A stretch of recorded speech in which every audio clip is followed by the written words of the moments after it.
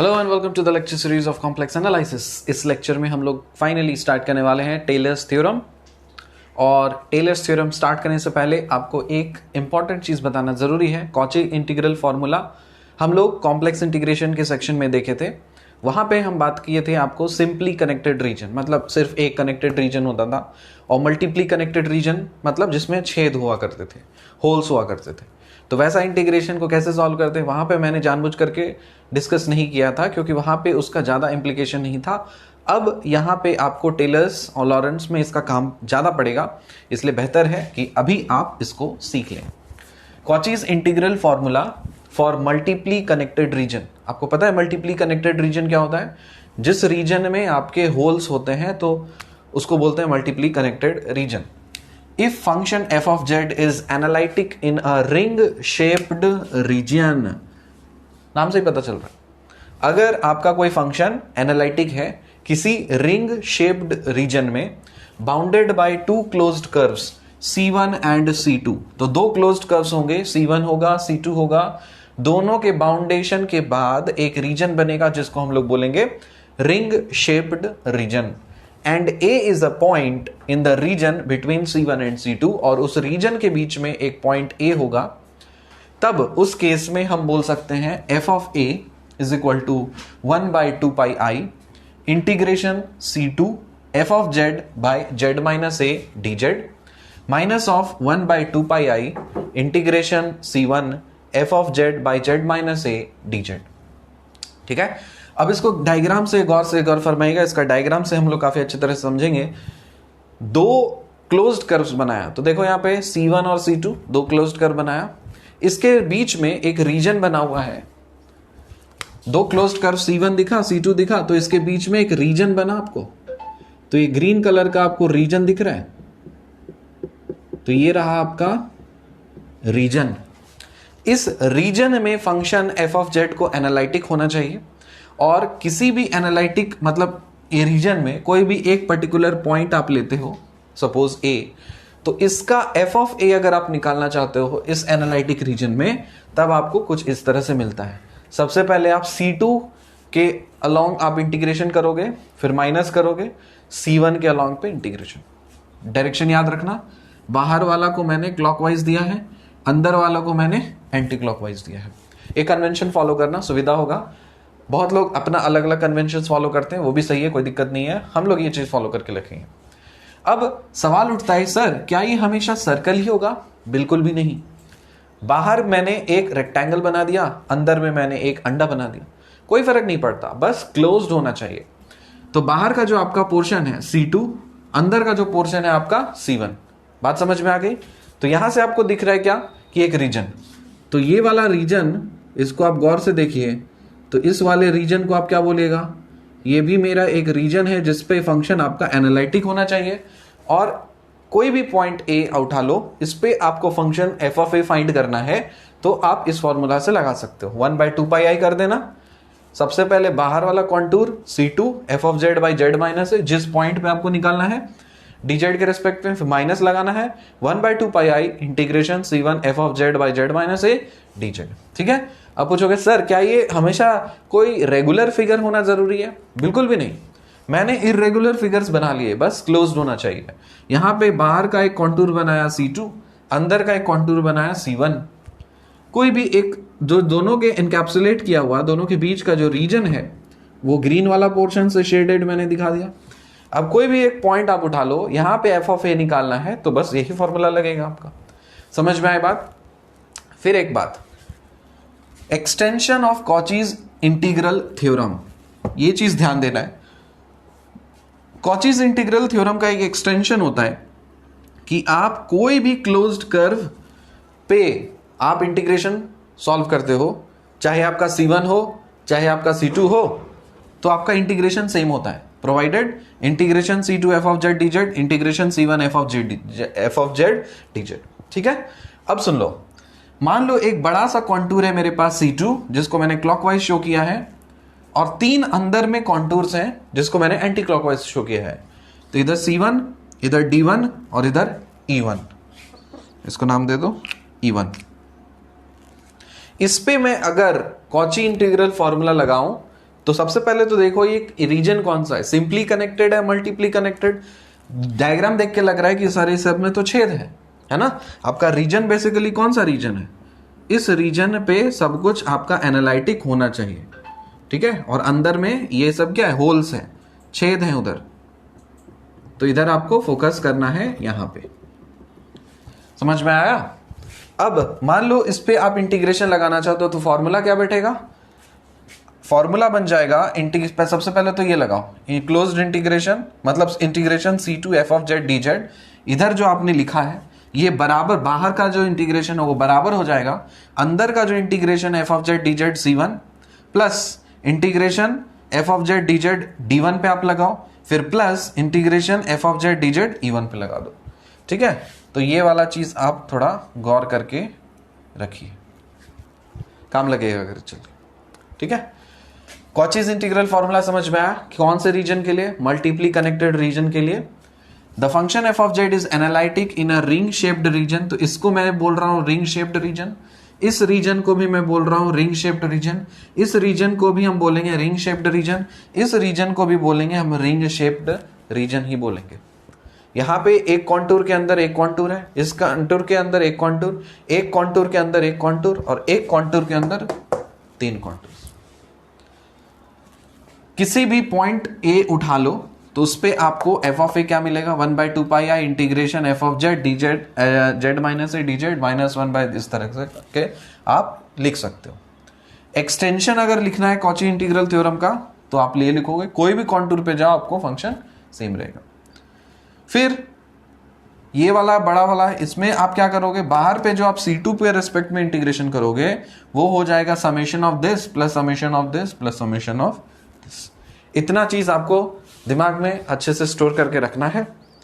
अब हम लोग इसका प्रूफ दिखाते हैं आपको, मतलब इसका प्रूफ करके दिखाते हैं, समझ में हो जाएगा कि हो सकता है प्रूफ पूछ दें, क्योंकि इंपॉर्टेंट, नोट करिए इसको।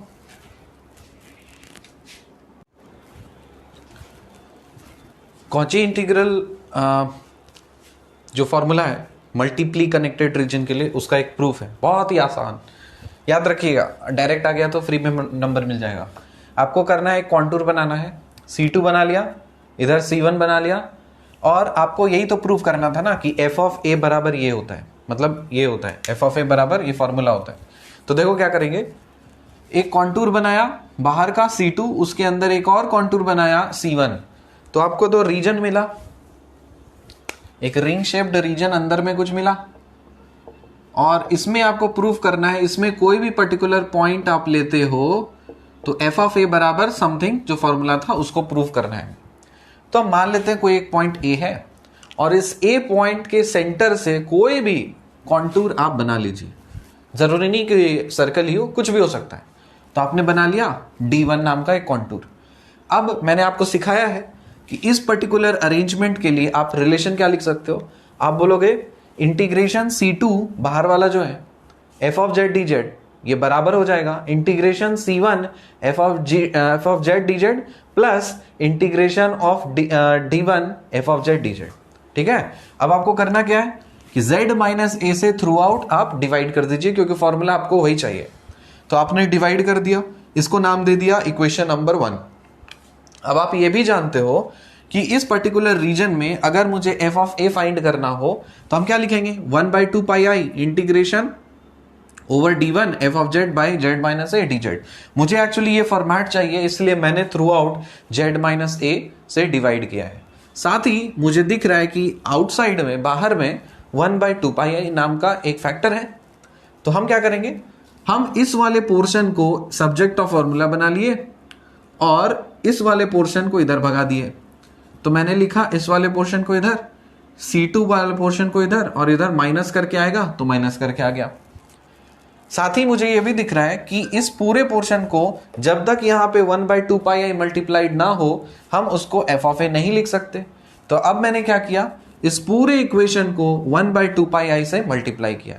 तो यहां पे भी 1/2 पाई आई, यहां पे भी 1/2 पाई आई, यहां पे भी 1/2 पाई आई, छूट गया। आप यहां पे भी 1/2 पाई आई इस तरह से लिख सकते हो। अब आपको गौर से देखिए तो ये वाला चीज क्या दिख रहा है आपको, क्या आप इस वाले पोर्शन को एफ ऑफ ए नहीं बोल सकते हो? हाँ बोल सकते हैं। तो इसके लिए हम लिख सकते हैं और कुछ नहीं, ये एफ ऑफ ए है और राइट हैंड साइड में जो है सो है, यही तो हमें प्रूफ करना था। So 1/2πi integration over C2 f of z by z minus a d z minus 1/2πi integration over C1 f of z by z minus a d z. हो गया ये एफ ऑफ ए। बात समझ में आई?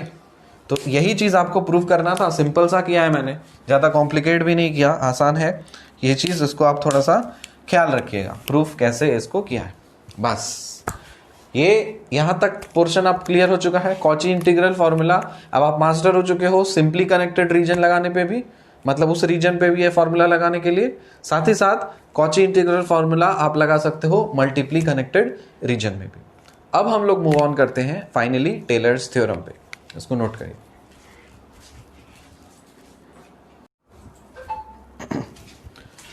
अब देखिए हम लोग बात करते हैं टेलर्स थ्योरम के बारे में। If f of z is analytic within a circle C with its centre z is equal to a and radius r, then at every point z inside the circle C f of z can be written like this. इसको गौर फरमाइए। मान लीजिए कोई एक urgent plane में आपने एक सर्कल बनाया, और ये सर्कल जब भी बनाते हो तो उसका दो एक चीज होता है कि सेंटर होता है और उसका एक रेडियस होता है। तो बोल रहा है एक सर्कल बनाया जिसका सेंटर आपने मान लिया है z इज इक्वल टू ए और रेडियस मान लिया है r, ठीक है। तो जैसे आपने इसका एक ये चीज रीजन बना लिया तो आपको ये अंदर में कुछ ये रीजन मिला, सर्कल का अंदर का पोर्शन मिला। तो टेलर थ्योरम ये बोलता है कि इस सर्कल के अंदर में कोई भी पॉइंट आप z ले लो, सपोज कोई भी पॉइंट आप z कंसिडर करो, कोई भी पॉइंट, ये वाला पॉइंट ले लो, चाहे ये वाला ले लो, चाहे ये वाला, जो मर्जी, कोई भी पॉइंट अगर आप लेते हो तो एफ ऑफ जेड वो हो जाता है क्या, f of a plus f dash a by 1 factorial into z minus a plus f double dash a into z minus a whole square by 2 factorial plus dot dot dot dot plus f n a z minus a whole power n by n factorial and so on and so on. ये है आपका Taylor theorem, बोलता है कि अगर ऐसा कुछ होता है तो हम इस तरह से लिख सकते हैं। और ये जो सीरीज बनता है इस सीरीज को बोलते हैं टेलर्स सीरीज। इसका प्रूफ इंपॉर्टेंट है, बहुत ही ज्यादा इंपॉर्टेंट है। तो आपको करना क्या है, गौर से फरमाइए। आपको कॉची इंटीग्रल फॉर्मूला पता है, ये वाला फॉर्मूला जीरो ऑर्डर डेरिवेटिव के लिए, ये वाला फॉर्मूला nth ऑर्डर डेरिवेटिव के लिए जानते हो। तो by Cauchy's formula, by Cauchy's integral formula हम क्या लिख सकते हैं, f of a is equal to 1/2πi integration c f of z by z minus a d z. इसमें तो कोई दिक्कत ही नहीं है। अब सुनिए, आपको प्रूफ करना है इधर F of Z of something, तो हम क्या करेंगे, थोड़ा सा इसमें चतुराई करते हैं और रिप्लेसमेंट कर देते हैं। यहां पे हम पुट कर देते हैं ए भगा करके हम जेड कर देते हैं, क्योंकि ए हटा करके अगर हम जेड करेंगे तो लेफ्ट हैंड साइड तो मेरा सिक्योर्ड हो जाएगा। साथ ही साथ अगर यहाँ पे जेड रखते हो तो यहाँ पे तो आप जेड नहीं रख सकते हो, क्योंकि Z minus Z zero, denominator zero, दुनिया खत्म। तो इसलिए मैं जेड को हटा करके कुछ और वेरिएबल सपोज टी रख देते हैं। आपकी जो मर्जी वो रखिए, आप एम रखिए, पी रखिए, क्यू रखिए, हम टी रख देते हैं। तो जब आप इस तरह से करेंगे तो आपका ये जो कॉची इंटीग्रल फॉर्मूला है ये मॉडिफाई हो जाएगा किस फॉर्मेट में, f of z is equal to 1/2πi integration c f of t by z के जगह पे क्या रखा है, टी रखा है, ठीक है ना। तो यहां पे क्या हो जाएगा, 1t माइनस ए। यही करना है, जहां ए है वहां पे आप जेड करना है, मतलब इधर लेफ्ट हैंड साइड में, और यहां पे जेड के जगह पे टी रख देना है, इसको मत छेड़ना, ठीक है। ये जैसे आपने कर दिया, इसके बाद आप क्या करोगे, ए के जगह पे, सॉरी ये टी माइनस जेड हो जाएगा, ए के जगह पे आपको ये चीज रखना है, ये हो जाएगा डी जेड। दोनों एक ही चीज है, गौर से देखो, बस मैंने वेरिएबल का चेंज किया है और कुछ भी नहीं किया। ए के जगह पे जेड कर दिया, जेड के जगह पे टी कर दिया, फॉर्मूला मेरा कुछ इस तरह से बन गया। LHS मेरा सिक्योर्ड है, इधर मुझे एफ ऑफ जेड चाहिए, इधर मुझे एफ ऑफ जेड मिला है। ये जो चीज है इसको मुझे इस फॉर्मेट में शो करना है कि ये वाला और कुछ नहीं, ये सीरीज में कन्वर्ट हो जाएगा। ठीक है, ध्यान रखिएगा कि जब भी लॉरेंट सीरीज और टेलर सीरीज का प्रॉब्लम रहे तो आपको दो इंपॉर्टेंट फॉर्मूलाज ध्यान रखने हैं, 1 + x पावर -1 और 1 - x -1। तो जब भी यहां पे साइन ऑल्टरनेट हो तो आपको लिखना है 1 - x + x² -x³ + x4 minus and so on and so on. Sign alternate चलेगी, प्लस माइनस इस तरह से। और यहां पे साइन अगर सेम है तब 1 + x + x² + x³ + x4 and so on and so on. ये चीज ध्यान रखना है। अब इस वाले फॉर्मेट को हम चेंज कर रहे हैं। क्या कर रहे हैं, गौर से देखिए। 1 एफ ऑफ जेड तो है ही, इसमें तो कोई दिक्कत ही नहीं है। 1/2 पाई आई रहने दो, यहां पे इंटीग्रेशन c है, रहने दो। F of Z F of T है, इसको भी छोड़ दो। और नीचे में है आपका t - जेड और यहां पे है डी जेड। अब हम क्या करेंगे, इस वाले चीज को, इसको हम कुछ इस तरह से लिखते हैं। 1 - t - जेड लिखा, multiplied with F of T कर दिया और डी जेड कर दिया। सॉरी, डी जेड के जगह पे यहां पे डी टी आ जाएगा, डी टी आ गया, यहां पे भी डी टी आ गया। गेम कहां खेलना है आपको, सब किसी को कुछ मत छेड़ना है, आपको बस इस वाले पोर्शन को मॉडिफाई कर देना है, आपका काम हो जाएगा। बोलेगा सर कैसे मॉडिफाई करें, इस वाले फॉर्मूला से।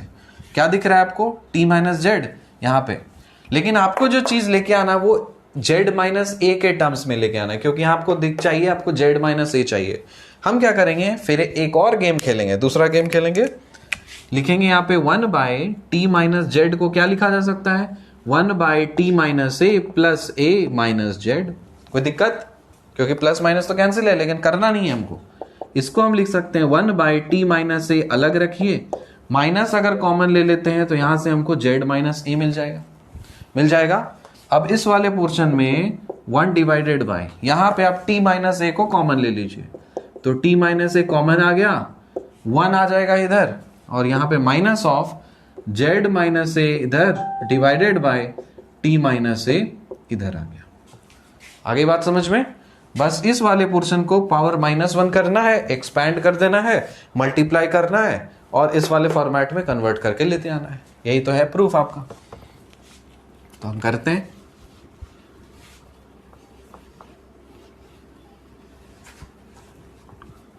देखो, लेफ्ट हैंड साइड में तो आपका एफ ऑफ जेड सिक्योर्ड है, राइट हैंड साइड में आपका 1/2 पाई आई है, कोई दिक्कत ही नहीं है, इंटीग्रेशन c है। अब सवाल उठता है कि 1/t - जेड को आप इस फॉर्मेट में लिख रहे हो, तो यहां पे आपको क्या चाहिए, 1/t - a चाहिए, और इधर क्या चाहिए, 1 - z - a होगा बाई t - a होगा, और इसका पावर -1 होगा। ठीक, फिर इसको मल्टीप्लाई करना है हमको एफ ऑफ टी और डी टी के साथ में। बस इस वाले पोर्शन को एक्सपैंड कर दीजिए।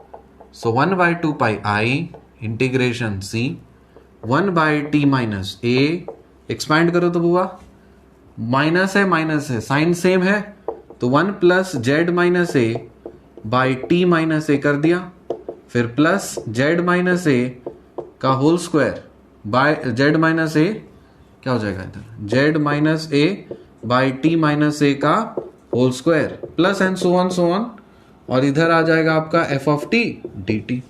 अब पूरे को आप एक्सपैंड करके मल्टीप्लाई कर दीजिए,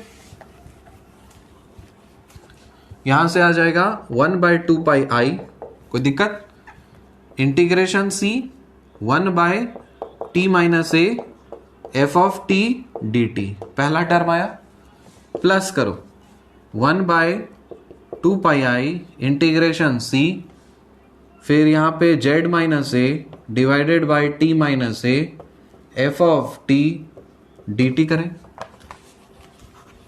फिर 1/2 integration c z minus a का whole square divided by square आ गया ना, इधर भी ए स्क्वायर आ जाएगा, यहाँ पे भी क्या आ जाएगा, टी माइनस ए को मल्टीप्लाई करके नीचे में पावर ज्यादा आ जाएगा, ऊपर में पावर कम रहेगा।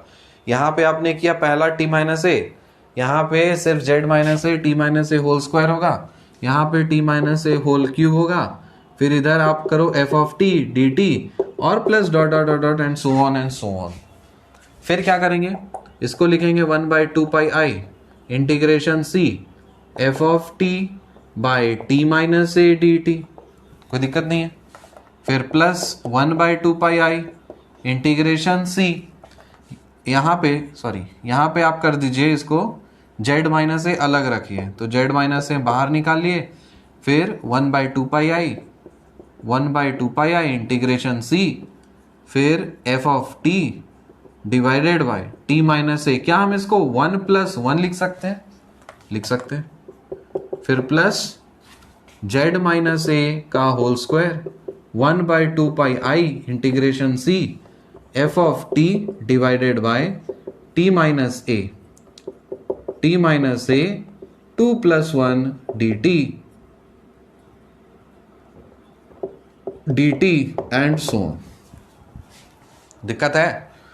अब कंपेयर करो तो इस वाले फॉर्मूला में पुट करने का, इस वाले फॉर्मूला से आपको क्या समझ में आ रहा है, आपको दिख रहा है कि ये और कुछ नहीं, आप इस चीज को लिख सकते हो इंटीग्रेशन एफ ऑफ जेड, अगर हम टी के टर्म्स में लिखना चाहे तो क्या लिखेंगे, integration c f of t divided by t minus a power n+1 d t is equal to क्या हो जाएगा, और यहां पे 1/2 रहने दो, ये बन जाएगा f n a divided by n factorial. बात आ गई समझ में? ये गौर से देखो। अब यही चीज को फैक्टोरियल के टर्म्स में लिख डालो, तो 1/2 integration c f of t by t minus a n+1 dt, मतलब ये होता है। तो इसमें कंपेयर करो तो पावर कंपेयर करो तो होगा यहाँ पे, देखो पावर कंपेयर करोगे तो क्या लिखोगे, क्या हम इस चीज को लिख सकते हैं पावर 0+1, मतलब n का मतलब 0, n बैठा दो यहाँ पे 0, n0 मतलब 0 ऑर्डर मतलब एफ ऑफ ए, तो यहाँ पे क्या आ जाएगा, ये और कुछ नहीं एफ ऑफ ए मिलेगा हमको, तो ये हमको मिल गया है एफ ऑफ ए, कोई दिक्कत ही नहीं है। प्लस देखो जेड माइनस ए रहने दो इधर, यहाँ पे पावर कितना है 1 है, n का मान 1 मतलब एफ डैश ए, एक बार डेरिवेटिव, तो यहाँ पे हम इसको लिखेंगे f dash a divided by 1 factorial, फिर जेड माइनस ए का whole square f double dash a divided by 2 factorial and so on and so on. क्या ये वही चीज है जो आपको प्रूव करना था? टेलर सीरीज प्रूव हो गया, हुआ कि नहीं हुआ? हो गया। F of z is equal to f of a, f dash a by 1 factorial z minus a, f dash a by 1 factorial z minus a, f double dash a by 2 factorial z minus a whole square and so on. बस यही चीज तो आपको prove करना था और आपने इसको सक्सेसफुली कर दिया है प्रूफ, क्वाइट इजली डन, क्वाड एराटम डेमोन्स्ट्रेटम हेंस प्रूव्ड। बहुत इंपॉर्टेंट था ये टेलर्स थ्योरम सीरीज, इसका प्रूफ। अब इससे रिलेटेड प्रॉब्लम्स आपको सिखाते हैं, इसको नोट करिए।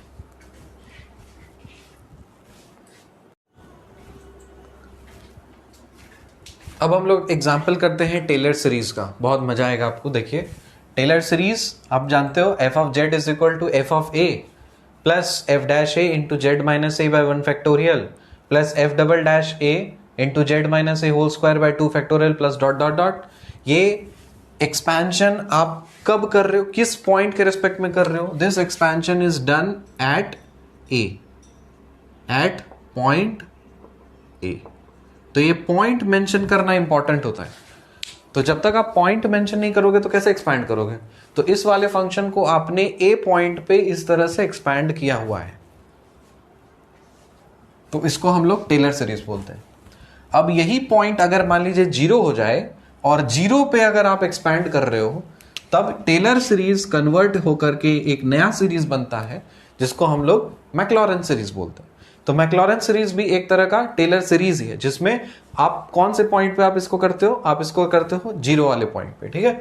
तो एक जगह पे जीरो पुट कर दो तो f of z is equal to f of zero plus f dash zero into z by 1 factorial plus f double dash zero into z square by 2 factorial and so on and so on. ये कुछ examples लिए हैं, इसी से सारा सब कुछ clear हो जाएगा। Expand the following functions in Taylor series at the point mentioned. आपको पॉइंट मेंशन है और इसी पॉइंट पे मेंशन करके आपको फंक्शन को एक्सपैंड करना है। तो चलो स्टार्ट करते हैं, सॉल्यूशन बनाना स्टार्ट करते हैं। पहला क्वेश्चन बनाना है हमें, f of z is equal to log of 1 plus z. ये हमको एफ ऑफ जेड पता है, तो आप टेलर सीरीज जानते हो। देखो यहाँ पे तो पॉइंट क्या है, जेड इज इक्वल टू 1, तो ये तो टेलर सीरीज बनेगा। तो हम सबसे पहले हम आइडेंटिफाई कर देते हैं कौन सा सीरीज टेलर सीरीज है और कौन सा सीरीज मैक्लॉरेन सीरीज है। तो ये आपका टेलर सीरीज बना, ये भी टेलर सीरीज ही बनेगा। यहाँ पे z इज इक्वल टू 0 है तो मैक्लॉरेन सीरीज ही बनेगा, यहाँ पे मैक्लॉरेन सीरीज बनेगा। और यहाँ पे एक्सपैंड करना है आपको z इज इक्वल टू पाई पे, z इज इक्वल टू पाई पे, तो ये भी आपका टेलर सीरीज बनेगा। हालांकि टेलर सीरीज सारे सीरीज टेलर सीरीज ही हैं, बट मैक्लॉरेन सीरीज एक स्पेशल टाइप का टेलर सीरीज है जिसमें जो पॉइंट कंसिडरेशन होता है वो हम लोग 0 लेते हैं, ठीक है। तो चलो इसको एक्सपैंड करना है, हमको पता है कि हम इस फॉर्मेट में तो लिख ही सकते हैं, इसमें तो कोई बात ही नहीं। तो हम क्या लिखें, यहां पे हमको चाहिए पहला टर्म, हमको चाहिए एफ ऑफ ए, ठीक है। और ए जब कंपेयर करोगे यहां से तो ए क्या है, ए कंपेयर किया at z is equal to क्या बोला है, जेड इज इक्वल टू 1 बोला है, तो कंपेयर किए ना, तो यहां से हमको मिला a is equal to 1, a is equal to 1। अब ये सारे टर्म्स चाहिए, आप 3-4 टर्म्स लेकर के लिख सकते हो, छोड़ सकते हो। तो हम पहला 3 टर्म लेकर के दिखाएंगे। एफ ऑफ ए चाहिए हमको, तो एफ ऑफ जेड मेरे को काफी अच्छे से पता है कि log 1 प्लस जेड होता है, तो एफ ऑफ ए क्या हो जाएगा, एफ ऑफ ए हो जाएगा log ऑफ 1 प्लस ए का वैल्यू क्या है 1, तो क्या लिखेंगे, f of 1 is equal to log of 1 plus 1 is equal to log of 2। ये आपका पहला टर्म आ गया, ये सब अलग अलग लिखते जाओ। तो एफ ऑफ ए आपको पता चल चुका है, ये और कुछ नहीं log 2 है। अब क्या चाहिए आपको, एफ डैश ए चाहिए, उसके लिए आपको क्या चाहिए, एफ डैश जेड चाहिए। तो एफ डैश जेड निकालो, डेरिवेटिव निकालेंगे तो क्या हो जाएगा, D d x of log x क्या होता है 1 बाई एक्स, तो यहाँ पे तो 1 बाई 1 प्लस जेड होगा ही, कोई दिक्कत ही नहीं है। और इसका जब डेरिवेटिव लोगे तो 1 हो जाएगा। फिर एफ डैश क्या फाइंड करना है, ए मतलब 1, तो एफ डैश 1 फाइंड करो, तो 1 बाई 1 प्लस 1 मतलब 1 बाई 2 हो जाएगा। तो यहाँ पे एफ डैश 1 क्या हो गया, ये आपका एफ ऑफ 1 चाहिए था, यहाँ पे एफ डैश 1 मिल गया है आपको 1 बाई 2। फिर क्या चाहिए, एफ डबल डैश 1 चाहिए, तो एक बार और डेरिवेटिव लेंगे। एफ डबल डैश पहले जेड निकालो, इसका डेरिवेटिव क्या हो जाएगा, इसका डेरिवेटिव लोगे तो D by D z of 1 by 1 plus Z का लेना है ना, तो क्या हो जाएगा ये 1 plus Z into D by D z of 1 minus 1 into D by D z of 1 plus Z by 1 plus z square कर दो। अगर कंफ्यूजन हो थोड़ा सा तो ये फॉर्मूला लगा लिया करो। तो ये हो जाएगा आपके पास 0 और इधर क्या हो जाएगा, ये हो जाएगा 1, ये भी हो जाएगा 1, तो फाइनली -1 बाई 1 प्लस जेड का स्क्वायर बन गया है। चाहे ये डायरेक्ट करो या फिर हम सजेस्ट करेंगे कि आप ये वाला फॉर्मूला डायरेक्ट याद कर लो, d d x of 1 by x to the power of something. तो d d z of 1 by z निकालना है, तो माइनस पावर में क्या है, यहाँ पे पावर में है 1, तो -1 हो गया, नीचे में हो जाएगा समथिंग बाय 1 प्लस 1 2, तो नीचे में स्क्वायर हो जाएगा, ठीक है ना। तो आप डायरेक्ट उससे भी कर सकते हो, आपकी जो मर्जी है, जिससे आपको सुविधा हो, जिससे कंफर्टेबल हो वही लिखो।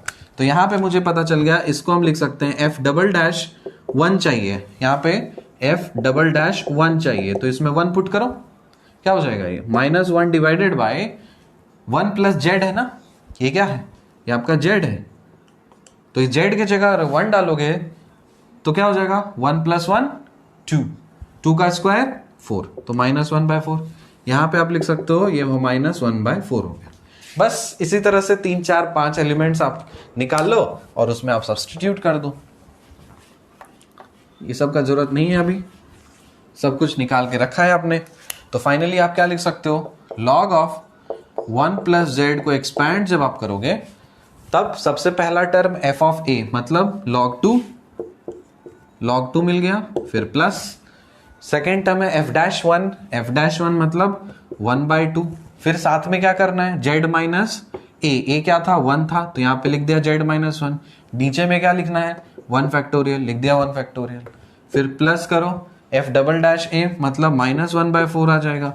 फिर यहाँ क्या करना है z-1 का होल स्क्वायर और डिवाइडेड बाय 2 फैक्टोरियल करना है, प्लस एंड सो ऑन। बस ये हो गया आपका आंसर। मजा आया, आसान है, ठीक है। तो हमने पहला सवाल कर लिया है सॉल्व, तो ये हो गया हमारे पास सॉर्ट। अगला सवाल देखते हैं, साइन z का एक्सपेंशन करना है हमको अबाउट z = 0। तो मैक्लॉरिन सीरीज है, तो डायरेक्ट आप ये वाला फॉर्मूला लगा सकते हो, कोई दिक्कत ही नहीं है। यहां पे आपको क्या चाहिए, आपको चाहिए यहाँ पे f of z = sine z है। तो इस वाले रिलेशन से आपको एक डेरिवेटिव, दो डेरिवेटिव, ये सब कुछ चाहिए। तो एक बार डेरिवेटिव जब लोगे f ऑफ z तो क्या हो जाएगा cos z, फिर एक बार और डेरिवेटिव ले लोगे तो हो जाएगा माइनस साइन z। काफी है, मैं 3 लेके चल रहा हूं, आप एग्जाम में 4-5 लेकर के दिखा देना। अब यहाँ पे z a का वैल्यू है 0, मतलब 0 पे करना है, तो आपको ये सारी चीज फाइंड करनी है। तो यहां से आप f ऑफ 0 निकाल लो, साइन 0 0 हो जाएगा, f'0 cos 0 1 हो जाएगा, f'0 साइन 0 0 हो जाएगा। ठीक है, यहां पे सब 0 0 आ रहा है, तो और ले लेते हैं। चलो ट्रिपल डैश अगर हम z निकालें तो इसका डेरिवेटिव हो जाएगा माइनस cos z। एक बार और ले लेते हैं, फोर्थ, ये हो जाएगा आपका cos का माइनस साइन, तो माइनस माइनस प्लस, तो ये बन जाएगा साइन z। तो यहां से आपको ये भी पता चल गया f'0 ये बन जाएगा -1 और f'0 ये बन जाएगा 0। क्लियर हो गया। अब पुट कर दो, यहां पे आपको क्या एक्सपैंड करना था, साइन z एक्सपैंड करना था। पहला टर्म f ऑफ 0 लिख लिया आपने, पहला टर्म f ऑफ 0 मतलब 0, तो कोई मतलब ही नहीं है, प्लस f'0 चाहिए हमको, तो 1 मिल रहा है, तो लिख दिया यहाँ पे 1 इंटू z/1 फैक्टोरियल, कोई दिक्कत ही नहीं है। सेकेंड टर्म है आपके पास f'0, तो आपने लिखा f'0 0 टर्म है, तो लिख दो यहाँ पे 0 टर्म। फिर इसको z² 2 फैक्टोरियल कर दीजिए। फिर नेक्स्ट टर्म क्या आना चाहिए, f'0 क्या है, f'-1, तो यहाँ पे आप लिखोगे -1 इंटू z³ 3 फैक्टोरियल। ठीक है, उसके बाद फिर प्लस 0, ये वाला 0 into z4/4 factorial, minus and so on. तो इसको जब आप सिंप्लीफाई करोगे फाइनली क्या मिल गया आपको, मिल गया है साइन z = z/, ये तो हो गया ना 1 फैक्टोरियल मतलब 1 ही होता है, तो z माइनस z², ये भी तो 0 हो गया, z माइनस z³ 3 फैक्टोरियल, और आपको पता है इसका पैटर्न क्या हो जाएगा, plus z5/5 factorial minus z7/7 factorial and so on and so on. ये हो गया आपका एक्सपैंड अबाउट z = 0। तो हमने सेकेंड प्रॉब्लम भी कर लिया है सॉल्व। थर्ड प्रॉब्लम देखो गौर से, थर्ड प्रॉब्लम में थोड़ा सा करेंगे चतुराई। आपको ये चीज क्या करना है, आपको गौर से देखो, इसको आपको एक्सपैंड करना है अबाउट z = π। यहां पे z = 1 पुट कर रहे थे तो फंक्शन डिफाइंड था, यहां पे z = 0 पुट कर रहे थे तो फंक्शन डिफाइंड था, लेकिन यहां पे z = π पुट कर दोगे तो फंक्शन अनडिफाइंड हो जाएगा, क्योंकि z माइनस z π 0 हो जाएगा, है ना। तो यहां पे तो हम थोड़ा सा करेंगे चतुराई। इसको हम लिख सकते हैं थर्ड वाले क्वेश्चन को, f ऑफ z = देखो गौर से, ये वाला जो साइन z है ना, इसको हम ले लेते हैं g ऑफ z लेते हैं, और उस पे हम z माइनस पाई थ्रू आउट हम डिवाइड कर देंगे। पहले हम g ऑफ z का एक्सपेंशन मतलब साइन z का एक्सपेंशन अबाउट z = π निकालते हैं, जो कुछ भी आएगा उससे हम z माइनस पाई को थ्रू आउट डिवाइड कर देंगे, ठीक है। तो g ऑफ z यहां पे मैंने अज्यूम किया है साइन z। अब इसका एक्सपेंशन करना है about z is equal to pi, तो यहां पे आपका a निकल जाएगा पाई, तो आपको ये सारे टर्म्स चाहिए, तो आप g ऑफ a लिखोगे, g ऑफ z ये जरूरत पड़ेगा तो और डेरिवेटिव्स का निकाल लेते हैं। g ऑफ z है साइन z, तो मैंने लिखा साइन z। इसके बाद एक डेरिवेटिव लो g डैश z, ये कॉस z हो जाएगा। फिर g डबल डैश z करोगे तो माइनस साइन z होगा। फिर g ट्रिपल डैश z करोगे तो ये माइनस कॉस z होगा। फिर g फोर्थ डैश z करोगे तो ये साइन z होगा। एक बार और ले लेते हैं, g फिफ्थ ऑफ z करोगे तो ये कॉस z होगा। इतना हो गया। अब आपको सारे g पाई पाई पाई पे निकालो, तो यहां से g ऑफ पाई अगर मैं पूछूं तो साइन पाई क्या होता है 0, g ऑफ g डैश पाई मतलब कॉस पाई क्या होता है -1, आई गेस टेस्ट करके देखते हैं। कॉस 180 -1 होता है। फिर ये तो 0 ही हो जाएगा, g डबल डैश पाई ये 0 हो जाएगा, g ट्रिपल डैश पाई -1 माइनस माइनस प्लस हो जाएगा, तो यहाँ पे 1 हो गया। फिर g फोर्थ डैश पाई ये 0 हो जाएगा, और g फिफ्थ डैश पाई ये -1 हो जाएगा। तो ये आपको पता चल गया है कि 0 -1 0 1 0 इस तरह से निकल गया। एक्सपैंड करते हैं, फिर थ्रू आउट हम इसको z माइनस पाई से डिवाइड कर देंगे, ठीक है। यहां पे गौर से देखो, ये वाला लगेगा, मैक्लॉरिन तो नहीं है, ये वाला है, तो हम लिख सकते हैं क्या, sine z is equal to, पहला टर्म है आपके पास g ऑफ a, मतलब यहाँ पे f ऑफ a है, तो यहाँ पे लिखोगे g ऑफ a मतलब g ऑफ पाई मतलब ये वाला 0, तो पहला टर्म तो हो गया 0, कोई दिक्कत ही नहीं। प्लस g डैश पाई चाहिए तो लिखा -1 लिख दिया। फिर क्या करना है हमको, z माइनस पाई करना है, तो लिखेंगे यहाँ पे z माइनस पाई और नीचे में लिख देंगे 1 फैक्टोरियल, आया समझ में। फिर करो plus f double dash a, f double dash pi g double dash पाई मतलब 0, तो ये टर्म कर दो 0, कोई दिक्कत नहीं। फिर प्लस फिर g ट्रिपल डैश पाई मतलब 1 करेंगे, और उसके बाद फिर क्या करेंगे, यहाँ पे डबल डैश है तो स्क्वायर है, यहाँ पे फर्स्ट डैश मतलब पावर 1, सेकेंड थर्ड यहाँ क्यूब आ जाएगा, ऑड पावर्स आएंगे, तो z माइनस पाई का क्यूब नीचे में आ जाएगा आपका 3 फैक्टोरियल। फिर यहाँ पे आप इसको लिख सकते हो 0, फिर प्लस, फिर ये 0 हो जाएगा और ये माइनस हो जाएगा, तो यहाँ पे आप लिखोगे क्या, -1 इंटू z माइनस पाई का power 5 divided by 5 factorial and so on and so on. इसको कर दीजिए थोड़ा सा मॉडिफाई, और इसको आप पूरी तरह से आप मॉडिफाई करके आप क्या लिख सकते हो, sine z is equal to, ये टर्म गायब, मतलब यहां पे आप क्या हो जाएगा, यहां पे आप लिख सकते हो -1 of z minus pi by 1 factorial, z minus pi by 1 factorial, उसके बाद plus z minus pi whole cube by 3 factorial, फिर minus z minus pi power 5 by 5 factorial and so on and so on. Sign alternate, minus plus चलते चला जाएगा। लेकिन क्या आपको इसका एक्सपेंशन चाहिए था, नहीं, आपको चाहिए था z by z minus pi से जो डिवाइड करोगे उसका चाहिए था।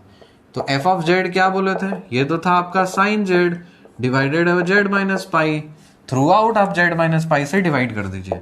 तो जब आप इससे करेंगे तो क्या मिलेगा, -1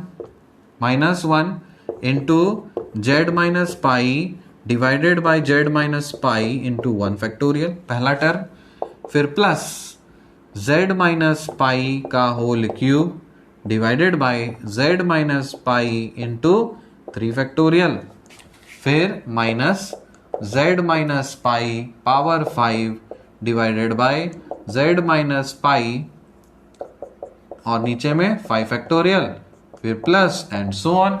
इसको जब आप एक्सपैंड करोगे, काटोगे छाटोगे तो ये कट गया, यहाँ पे स्क्वायर बन जाएगा, यहाँ पे पावर 4 बन जाएगा, तो फाइनली आप लिख सकते हो साइन z का एक्सपैंड, सॉरी क्या बोला, sine z by z minus pi, इसका एक्सपेंशन क्या हो जाएगा, पहला टर्म है -1 तो लिखा -1, दूसरा टर्म है आपके पास z माइनस पाई का whole square divided by 3 factorial, फिर माइनस z माइनस पाई का whole power 4 divided by 5 factorial and so on and so on. ये बन गया है आपका आंसर। आई होप समझ में आया। तो अलग अलग तरह का प्रॉब्लम कर रहे हैं, दिमाग क्लियर हो रहा होगा। थर्ड टाइप का प्रॉब्लम हो गया हमारे पास। फोर्थ तरह का प्रॉब्लम देखो, इसको भी आप इसी फॉर्मूला से बना सकते हो, कोई दिक्कत ही नहीं है। इसमें हम आपको दूसरा तरीका सिखाते हैं और एक शॉर्टकट सिखाते हैं आपको। शॉर्टकट मतलब आई मीन शॉर्टकट बोल सकते हो, बट ये भी ऑथेंटिक मेथड है। इसको भी सॉल्व करोगे तो कोई दिक्कत नहीं होगी, फुल नंबर मिलेंगे। ठीक है, आप फॉर्मूला मैंने आपको बताया था बाइनोमियल थ्योरम का, क्या 1 प्लस एक्स पावर -1 अगर करोगे तो ये हो जाएगा 1 minus x plus x square minus x cube plus and so on. Sign alternate चलेगी, 1 माइनस एक्स पावर -1 अगर होगा तो 1 plus x square plus x cube plus dot dot dot, इस तरह से चलेगा। अब इस वाले टर्म को, लेकिन इसमें जो है ना क्राइटेरिया ध्यान रहे, मॉड एक्स की जो वैल्यू है वो 1 से कम होनी चाहिए, तभी ये फॉर्मूला वैलिड है। मतलब इसका जो मैग्नीट्यूड होगा, सेकेंड टर्म का जो मैग्नीट्यूड है 1 से कम होना चाहिए, तब हम ये लगा सकते हैं। इसका खास ख्याल रखें। ठीक है, अब इस वाले फंक्शन को देखो गौर से। तो यहाँ पे 1/z+2 है। अब यहाँ पे हम ऐसे तो डायरेक्ट कर नहीं सकते हैं, यहाँ पे हमको 1 प्लस या 1 माइनस समथिंग चाहिए। तो इसको हम दो तरीके से कर सकते हैं। क्या, पहला देखो 1 डिवाइडेड बाय, अगर हम सपोज मान लो z कॉमन लेते हैं तो क्या लिखेंगे हम यहाँ पे 1/2 divided by z, 2 divided by z। और अगर हम इससे 2 कॉमन लेते हैं तब यहां पे क्या हो जाएगा 1 plus z divided by 2, z divided by 2। अब गौर से देखो कौन सा रिलेशन हमारे लिए वैलिड हो रहा है। आपको यहां पे जो कर रहे हो ना, ये आपका मॉड z की जो वैल्यू है वो 1 से कम होनी चाहिए। मतलब ये वाला जो पोर्शन है ये आपका 1 से कम होना चाहिए। ठीक है ना, मतलब मॉड z की वैल्यू 1 से कम होनी चाहिए। तो अगर मान लो हम यहाँ पे 1 से कम अगर यहाँ पे लेते हैं, तो यहाँ पे डिनोमिनेटर में 1 से कम ले रहे हैं, तो पलट करके तो ये ऊपर जा करके तो ये पूरा ग्रेटर देन 1 हो जाएगा ना। तो वो हमको चाहिए नहीं, हमको चाहिए कि जो सेकेंड टर्म है वो 1 से कम हो, और ये तभी पॉसिबल है जब हम ये वाला चीज लें। समझ में आ रहा है? तो ये इसको हम लेंगे तो 1/z/2 करेंगे, तो ये वाला पोर्शन लेंगे तभी ये क्या हो जाएगा 1 से कम होगा। ठीक है, तो यहाँ पे ये वाला चीज नहीं ले सकते हम क्या ले सकते हैं, इस वाले पोर्शन को ले सकते हैं। अब इस चीज को मतलब 1/z+2 लिखा, इसको आप क्या लिख सकते हो 1 डिवाइडेड बाय 1/2 टाइम्स क्या लिखोगे 1 plus z divided by 2 power -1। अब इसको एक्सपैंड कर दीजिए। अब जानते हो क्या लिखना होता है, सो 1/2 टाइम्स प्लस माइनस है, साइन ऑल्टरनेट चलेगा, तो क्या हो जाएगा 1, फिर माइनस आ जाएगा z/2 आएगा, फिर प्लस z²/4 आएगा, फिर माइनस, फिर इसका स्क्वायर, उसके बाद फिर इसका क्यूब, तो z³/8 आएगा एंड सो ऑन आएगा। ये चीज तो था। अब थ्रू आउट आप इसको एक्सपैंड करते हैं, मल्टीप्लाई कर दो 1/2, मतलब यहां पे क्या है 1/2, क्योंकि 2 आपने कॉमन लिया था। सॉरी, यहां पे आपने क्या कॉमन लिया, z कॉमन लिया है। z अगर कॉमन लेंगे तो 1 डिवाइडेड बाय 2/z आएगा। हाँ, और ये 2 कॉमन लोगे तो 2 मल्टीप्लाई हो जाएगा, और ये ठीक है, तो मल्टीप्लाई कर दीजिए इसको। तो फाइनली आप बोल सकते हो कि 1/z+2 का एक्सपेंशन जो होगा वो होगा 1/2, फिर माइनस z डिवाइडेड बाय 4, उसके बाद फिर प्लस z² डिवाइडेड बाय 8, फिर माइनस z³ डिवाइडेड बाय 8 दूनी 16, और इस तरह से ये कारवां चलता रहेगा। तो ये एक्सपेंशन हो गया इस चीज का। देखने दीजिए मैंने वही सॉल्व किया है या नहीं सॉल्व किया है। तो आपको फाइनली z+2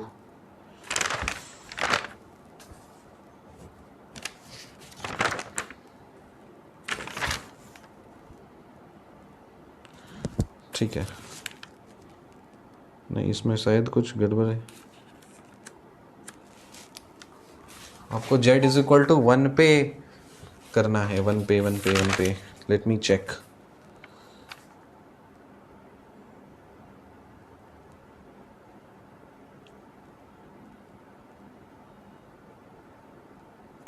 इसमें मिस्टेक हुआ, एक सेकेंड। देखिए मिस्टेक क्या हुआ है कि ये वाला जो चीज हम लोग कर रहे हैं ये तब पॉसिबल है जब यहाँ पे z इज इक्वल टू 0 रहता, तब हम इसको कर सकते थे। यहाँ पे मिस्टेक है, इसको थोड़ा सा चेंज करना पड़ेगा, ध्यान दीजिए। चलिए मिस्टेक से थोड़ा सा याद आ जाएगा कि ये वाला जो रूल है ना, यहाँ पे लिखिए रूल, जो कुछ भी है आपके राइट हैंड साइड में, मतलब आपके राइट हैंड साइड में अगर नॉन जीरो है, इफ लिखे, if RHS is not equal to 0, then मतलब इसे एग्जांपल से मैं लिख दे रहा हूं, if RHS is not equal to 0, then make RHS is equal to 0 by putting non-zero term on RHS towards LHS। चलिए गलती हुई तो उससे थोड़ा सा सीख मिल गया कि यहां पे RHS में देखो एक नॉन जीरो टर्म है, तो सबसे पहले हम RHS में 0 बनाएंगे, तब वो फॉर्मूला एप्लीकेबल हो जाएगा। ठीक है, तो RHS इज इक्वल टू 0 कैसे बनाएंगे? आपको z इज इक्वल टू 1 दिया है, कैसे RHS में 0 बनाओगे? जो कुछ भी है उसको LHS में भेज दो, तब ये आप बोल सकते हो ना z minus 1 is equal to 0। ठीक है, अब क्या करना है, put z minus 1 is equal to t। अब ये मान लो z माइनस 1 जो है वो t के बराबर है। अब इसको इसी फॉर्मूला में पुट कर दो और एक्सपैंड कर दो, और लास्ट में फिर यही सब्स्टिट्यूशन हम कर देंगे। ठीक है, तो प्लीज ये चीज बहुत इंपॉर्टेंट चीज है, मिस हो जाता अच्छा हुआ, गलती हो गया तो सीख गए हम लोग, गलती नहीं होता तो सीख नहीं पाते। तो इसको आप करिए, इसको देखिए यहाँ पे 1 डिवाइडेड बाय z के बदले क्या लिखोगे, यहां से z minus 1 is equal to t है ना, तो यहां से z क्या निकल गया, z is equal to t plus 1 निकल गया। पुट करो यहाँ पे t प्लस 1 लिख दिया, फिर प्लस 2 कर दिया, तो ये क्या मिल गया, 1 बाई टी प्लस 3 मिल गया। अब इस चीज को आपको एक्सपैंड करना है। इस चीज को आप दो तरीके से कर सकते हो। पहला 1 डिवाइडेड बाय, यहां से t कॉमन अगर हम लेंगे तो 1 प्लस 3 बाई टी आएगा। इसको अगर हम 3 कॉमन लेंगे तो 1 plus 3 divided by t divided by 3 आएगा। अब सवाल उठता है कि कौन सा लिया जाए। हमको पता है कि कोई एक ऐसा नंबर लिया जाए जिससे ये 1 से कम हो। क्या बोले, ये वाला जो सेकेंड वाला टर्म है वो 1 से कम हो। तो यहां पे आपको दिख रहा है कि अगर हम t को 1 से कम लेते हैं, सपोज 0.5 लेते हैं या कुछ 1/3 लेते हैं, तो 3 ऊपर 9 ये बड़ा हो जाएगा, तो ये तो किसी जन्म में नहीं ले सकते। इसी चीज को लेना है क्योंकि आपको देख के लग रहा है कि ये जो सेकेंड टर्म है ये 1 से कम दिख रहा है, क्योंकि यहां पे ले लो सपोज, मतलब 1 से कम लेकर के देखो तो 1/3 लोगे तो 1/9 हो जाएगा, तो 1 से कम हो गया, तो मुझे ये वाला चीज लेना है। अब इस चीज को आप एक्सपैंड करिए और लास्ट में t के जगह पे हम z पुट कर देंगे, तो हमको पूरा एक्सपेंशन सीरीज मिल जाएगा। ठीक है, अब क्या करें, इसको भगा देते हैं। ये प्लीज आप लिख लीजिएगा, अच्छा वो गलती हो गया तो इसलिए हम लोग सीख गए। तो z इज इक्वल टू क्या सब्सटीट्यूट करना था, t प्लस 1, ये हमारा सब्सटीट्यूशन याद रखिएगा।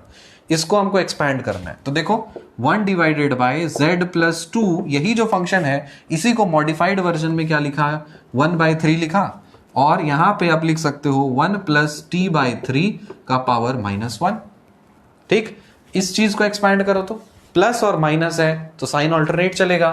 क्या लिखोगे, 1/3 और फिर आ जाएगा 1 माइनस t/3 प्लस t/3 का होल स्क्वायर, फिर माइनस t/3 का whole cube, and so on and so on. आ गया। अब पूरे को थ्रू आउट आप मल्टीप्लाई कर दीजिए, तो 1/3 हो जाएगा, फिर माइनस t/9 हो जाएगा, फिर प्लस ये टी स्क्वायर बाय 3 तिया 9, 9 तिया 27 हो जाएगा, और माइनस टी क्यूब 3 तिया 9, 9 तिया 27, 27 तिया 81, तो 81 हो जाएगा, प्लस डॉट डॉट डॉट हो जाएगा। अब यहाँ पे क्योंकि आपका क्वेश्चन में टी नहीं है, जेड है, तो यहां से टी के जगह पे क्या पुट करेंगे, जेड माइनस 1, तो यहां पुट कर दो जेड माइनस 1। तो फाइनली आप बोल सकते हो कि 1 divided by z plus 2 is equal to nothing but 1/3 minus z minus 1/9 plus z minus 1 whole square divided by 27 minus z minus 1 whole cube by 81 plus and so on and so on. तो ये हो गया इसका logical expansion पूरी तरह से, ठीक है। तो काफी स्पेशल टाइप का क्वेश्चन था। ध्यान रहे कि ये वाला फॉर्मूला, जो सेकेंड वाला फॉर्मूला मैंने आपको बताया, वो तभी एप्लीकेबल है जब आप आरएचएस में 0 करते हो तो, ठीक है। अब लास्ट वाला प्रॉब्लम हम लोग सीख लेते हैं, इसी से हमारा हो जाएगा खेला समाप्त, इससे हो जाएगा हमारा गेम ओवर। क्या करना है हमको, f of z is equal to z minus 1 by z plus 1, और इसको एक्सपैंड करना है about z is equal to 0। तो इसमें ये फॉर्मूला अगर लगाना चाहो तो लगा ही सकते हो, कोई दिक्कत ही नहीं है। जब भी ऊपर नीचे पॉलिनोमियल रहे तो आप एक काम करो, इसको तोड़ने का कोशिश करो, थोड़ा अलग अलग करने का कोशिश करो, देखते हैं कुछ होता है यार। F of z is equal to, ये कौन सा है, 5th नंबर है, इसको हम ट्राई करते हैं कि जेड माइनस 1, ऊपर में हमको क्या चाहिए, जेड प्लस 1 माइनस 1 कर दो, और फिर माइनस 1 कर दो, और डिवाइड बाई जेड प्लस 1 कर दो।